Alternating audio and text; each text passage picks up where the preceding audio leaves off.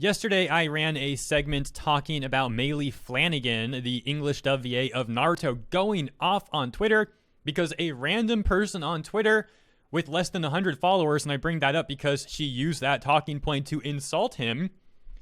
She went after this person because the person simply said that she was miscast in their opinion, but then that person even said it's not really her fault though, she didn't do the casting choice. And Meili went off against this person and then went after other people. It was kind of insane. If you missed that segment, link in the description. But it gave me the idea to do kind of a follow-up. Now, if you haven't seen that, you don't need to see that before you watch this video.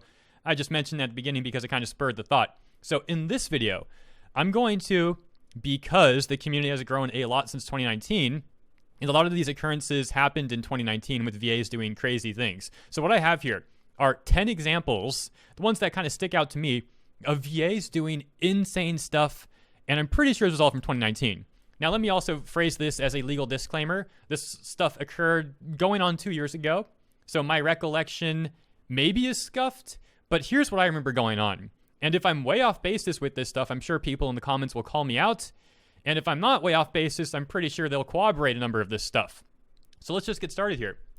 In no specific order at all. I have number one. We had the English VA of Rei from Neon Genesis Evangelion. And again, this is to my recollection. I'm not stating this as factually occurring, okay? Continuing on though. To my recollection, she wished that a girl on Twitter would experience one of the worst things possible so she could know what it's like, essentially. And I gotta watch my phrasing on that because, yeah, it's a very terrible thing that she wished would occur to that girl. Imagine what happened if you're a young woman going down a dark alley alone at night. This is the kind of thing that she was wishing would happen to this girl on Twitter. Okay, number two. You had Monica threatening to call Homeland Security on anime fans because they didn't like what she was doing going after Vic on Twitter and all that. So she threatened to call Homeland Security, and here's the kicker. Apparently, to my recollection, in Discovery, emails came out of her emailing another Funimation employee, another higher-up, essentially confirming in that email that she did indeed contact them as well, to my recollection.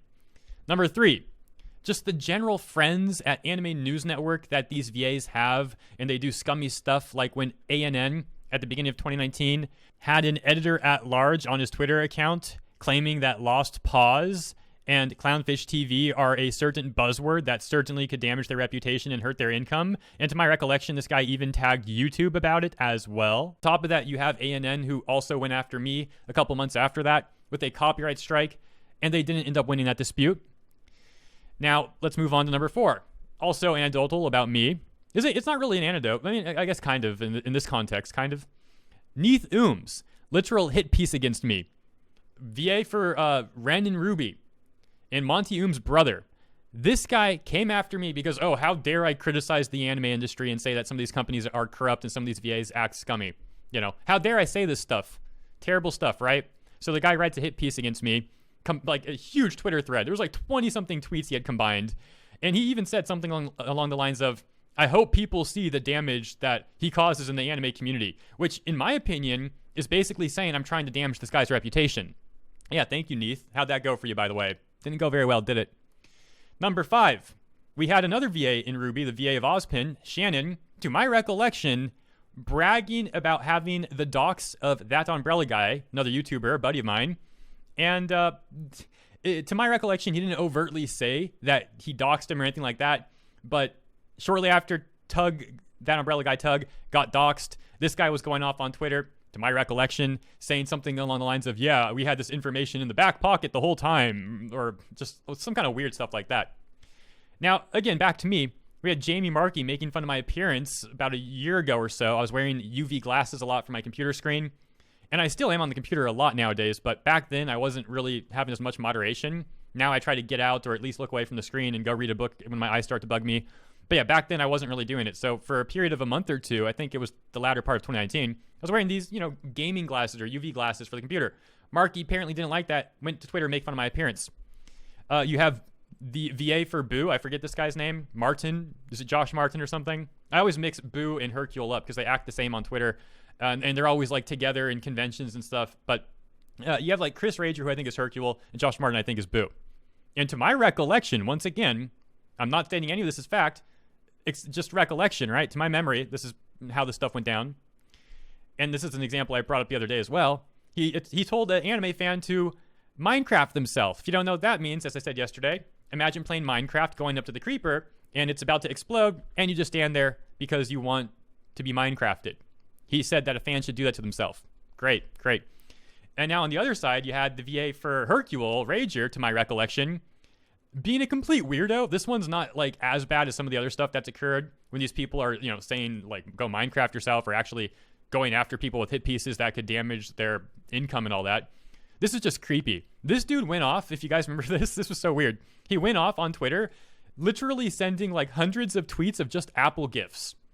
He like went crazy, sending Apple gifts to everybody he could. That was like an anime fan talking about the Vic stuff. He would spam Apple gifts at them, telling them to like eat an apple or something and be quiet. I don't know, it was weird. Really weird stuff. Again, that's not as bad as the other stuff. It just stands out because I'm not kidding. There was like hundreds of Apple gifts. I showed it on a live stream one time because back then I was streaming almost every day. And I remember, dude, we were doing a live stream, scrolling through these Apple gifts. It was like 10 minutes of nonstop scrolling. I'm like, dude, this is just going on and on. I think eventually I had to stop because it was getting boring. So yeah, really weird stuff. And finally, there was the whole thing with Sean Schemmel, to my recollection, retweeting a crowdfunding campaign by Mars Girl. If you don't know who she is, I can't even really explain her to you because I don't really remember who she is myself either. Kind of a forgettable person. But anyways, Sean was essentially retweeting this GoFundMe or crowdfunding thing from Mars Girl, who was trying to go after some of the content creators covering the Vic litigation. And whatever happened to that, Sean? You retweeted that GoFundMe or whatever it was, right? To my recollection, at least. And what happened to the $4,000 or so that crowdfunding campaign raised? I don't think any of us ever got served. So yeah, where'd the money go?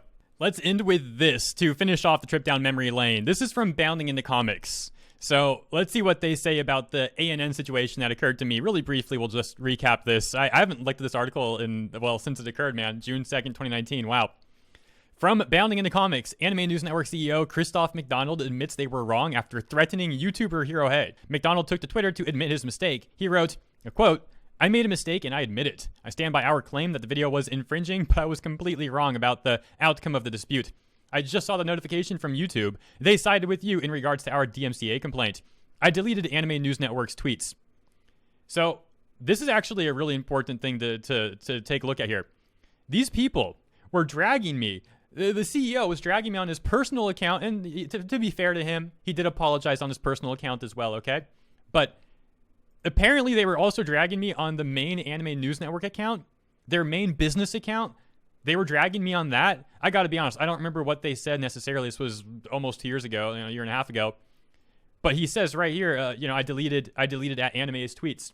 That's a Twitter account, man, with like 834,000 followers. How stupid do you have to be to smear someone like that, and like to be so in the wrong, like having no backing at all? I mean, they shouldn't go after anyone, even if they have the legal backing. They should just handle it through legal channels, right? Not tweet about it on their Twitter accounts.